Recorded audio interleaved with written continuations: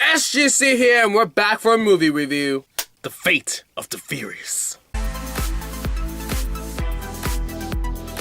Directed by F. Gary Gray, the guy that brought us straight out of Compton, we return with the 8th installment of the Fast and Furious franchise, and basically everyone from the last one is here, and we have a newcomer with Charlize Theron. So this time around, we have more heisting happening. We have Vin Diesel going rogue because of Charlize Theron, and that's basically it. And then our team has to like fight against Vin Diesel now, and he's like the best of the best. And we also have a return of Jason Statham and also The Rock working together this time around. Last time they were trying to kill each other. This time they gotta work together because Vin Diesel's like really crazy. And that's basically it. I mean, we have the nitpicks of like, what are they stealing? That's not really important. But basically, it's family this time. We're fighting against family. So what did I think? Well, first off, having Charlize Theron be an actual villain in this was a plus. Because I swear we finally have a person who's known. I mean, she's won Oscars, and she knows she can act, and she can act, and to have her being a threat to the family is interesting.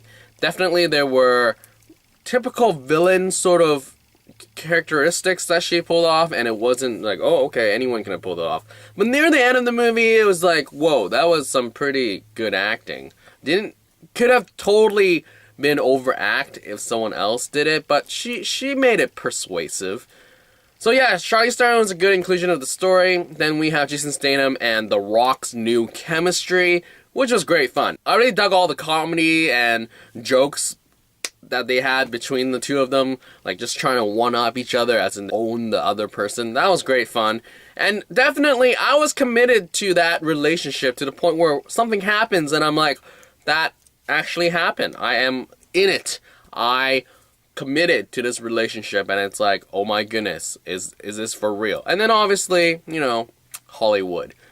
But I was surprised that I was committed, because the jokes really built that relationship, and it was sort of like, just coming from the 7th movie to here, it's just like, all these jokes were all charming in terms of just being a narrative device, as in, yeah, they really hate each other. And speaking of The Rock, holy smokes, people, that breakout scene where he just owns so many people, that is an action sequence where it's like, finally a dude that size, when he owns people, you're like, bam, you feel that you're like, oh, that's like, that's great stuff. Like, I feel like nowadays with action sequences, it seems like the guy's like kind of like lean and like Jason Statham like, and then and it's done. But here The Rock is like, boom, yo. So that was great fun. Really did enjoy that.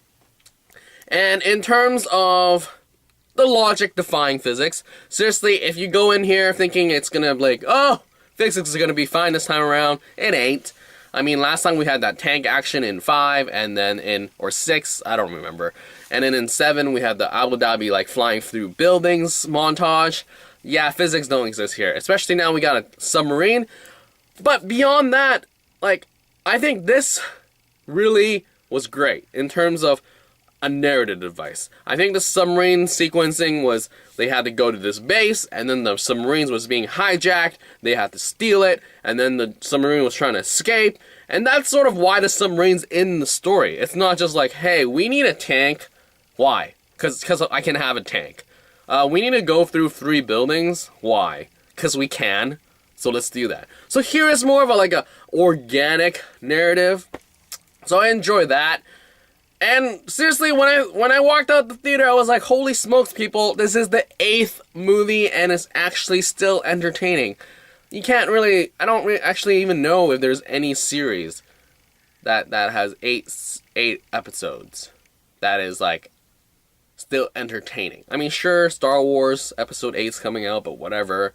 That's a different scale. Like, you know it's gonna be amazing. It's a standalone movie type of thing. But here, it's like, Fast and Furious was all about street racing, or not even street racing, it was just drag racing, and then it became street, and then mod cars, and then a heist film, and The Rock showed up, and now the franchise is sort of like people go watch it now, beside the cars. Definitely, I do wonder if they're ever going to bring, like, the street racing back into the actual narrative. Like, this one began with a sort of street racing, and it was just kind of really bonkers, and it was just logic, physics defying once again. But, I mean, I wouldn't mind an actual, like, street race component to it. But then, really, there's no real street racing, because it always revolves around, oh, we gotta make this serious, we gotta make it into, like, a cop thing, and it's just like, oh, okay.